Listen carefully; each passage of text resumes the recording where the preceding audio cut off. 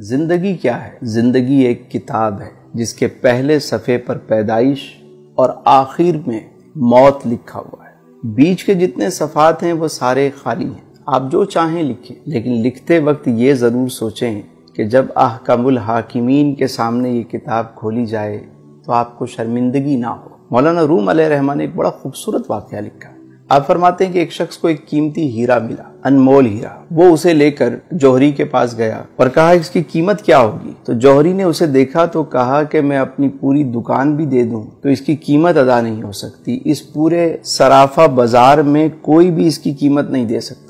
تم ایک کام کرو، اس کو لے کر بادشاہ وقت کے پاس جاؤ، ہو سکتا ہے وہ اس کی قیمت دے دے۔ وہ شخص وہ ہیرا لے کر بادشاہ کے پاس گیا۔ بادشاہ نے جب اسے دیکھا تو وزیر سے پوچھا اس کی مالیت کیا ہے؟ بادشاہ کو بتایا گیا بادشاہ سلامت اگر ہم اپنا تخت و تاج بھی دے دیں تو اس کی قیمت ادا نہیں ہو سکتی، یہ ایک انمول ہیرا ہے۔ بادشاہ نے کہا بھائی کسی قیمت پہ بھی مجھے چاہیے۔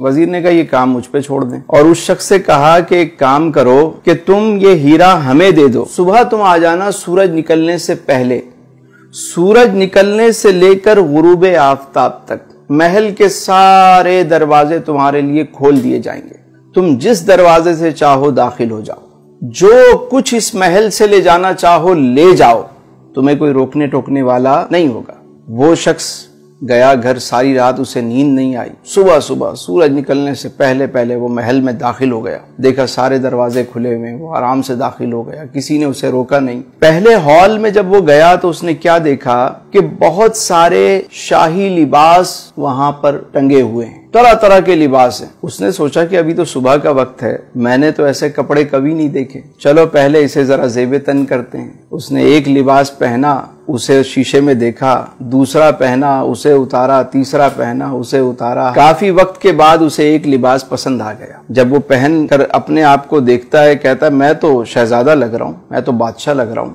اب وہ آگے چلا، آگے جب گیا تو وزیر موصوف نے کیا کیا، دوسرے ہال میں طرح طرح کے شاہی کھانے چنے ہوئے، دسترخوان لگا ہوا ہے اور تازہ کھانے پکا کے رکھے گئے ہیں، خوشبو آ رہی ہے۔ اب یہ شخص پوری رات کا جاگا ہوا، بھوک سے اس کا برا حال تھا۔ اس نے جب ایسے کھانے دیکھے تو اس کی بھوک اور بڑھ گئی، ایک کھانے پہ ٹوٹ پڑا، کبھی اسے کھا رہا ہے، کبھی اسے کھا رہا ہے، کبھی اسے۔ جب اس نے سیر ہو کر کھایا، شکم سیری ہو گئی، تو پھر یہ آگے چلا۔ اگلے ہال میں کیا منظر دیکھتا ہے کہ وہاں شاہی بستر لگا ہوا ہے، کنیزیں جو ہیں وہ پنکھے لے کر کھڑی ہوئی۔ اس نے سوچا کہ ابھی تو صبح کا وقت ہے، ابھی تو بہت وقت پڑا ہوا ہے، کیوں نہ میں تھوڑی دیر آرام کر لوں۔ یہ شاہی بستر پر لیٹتا ہے، کنیزیں پنکھا جلتی ہیں، اور یہ جو پوری رات کا جاگا ہوا، پیٹ بھر کے کھانا کھایا ہوا، اب جب یہ سویا تو اللہ طول اچانک اس کی آنکھ کھلی تو دیکھا کہ دربان اس کو اٹھا رہے ہیں۔ جیسے ہی اس کی آنکھ کھلی انہوں نے کہا بھائی وقت ختم ہو گیا، سورج غروب ہو گیا، چلو اب یہاں سے بھاگو۔